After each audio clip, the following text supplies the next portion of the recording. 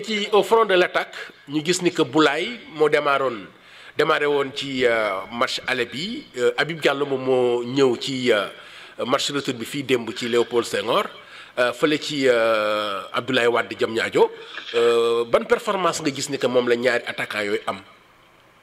waaw ñun nag moom daanaka suñu attaquant à point moom mënuñu fexe ba ne joueur bi moom moo gën ci loo bi depuis Aliou Cissé ba tey. Famara jaar na fi kii Nicolas Jackson bu bëri de moo jaay bu ñu tëj ci suñu yaakaar ne bu ñëwee day jël affaire yi en main. mais kii sax football dem mu Habib Diallo waay moom si gën a convaincre. lenn laa ko reproché moom amul caractère bi waaw bu caractère bi nekk ci Jackson bu nekkoon ci moom. waay kenn waxatu ko.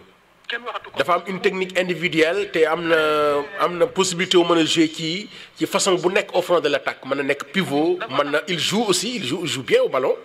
dafa am aisance. il n'est pas obsédé par les buts. oui day permettre ñaari couloir du football normal. très altruiste.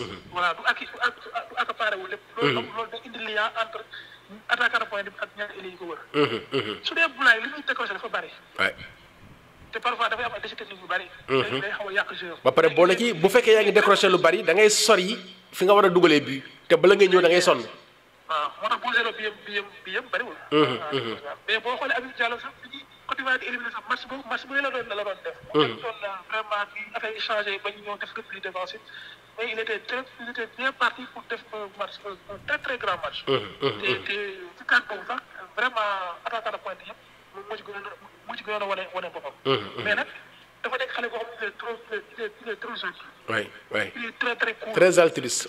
waaw du maam tey du fëgg ci taawal bi. mun ma ko woyaloo sax. amul bandi quoi amul bandi. voilà bandi Modou Lo amul bandi Modou Lo. waaw da ngay bañ loo. démb il a commencé son premier match dañ koo gën a mu jàngal kanam nga xam ne kii kontaan si boppam. nga xam ne kii caractère la am na caractère parce que jàpp na ne mu waroon def lu gën lii. bon Habib Diallo nag loolu dafa des si moom pour man parce que moom il est toujours là il est calme.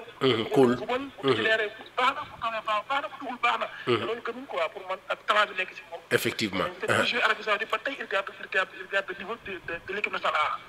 c'est important vraiment loolu am solo la quoi. ok déjà ñëw nañ ci 11 de départ.